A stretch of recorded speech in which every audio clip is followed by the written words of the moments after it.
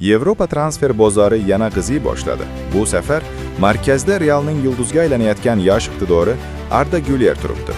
Ispaniya va Angliya matbuotining ishonchli manbalari Defensa Central va Fichajes yozishicha, Manchester City rahbariyati Gülerni transfer qilish imkonini jiddiy o'rganmoqda va uning o'tishi uchun 100 million yevro atrofidagi rekord paket tayyorlamoqda.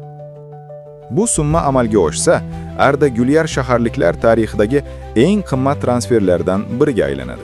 Murabbiylik mahorati bilan mashhur Josep Guardiola esa Gülerning texnikasi, o'yinni ko'rish qobiliyati va universal pozitsion imkoniyatlari uning taktik tizimida ideal mos tushishiga ishonyapti. Yevropa matbuoti aytmoqda, agar Guardiola bu bitimga jiddiy kirishsa, 2026-yil transfer bozoridagi eng katta portlash shu futbolchi bilan bog'liq bo'lishi mumkin.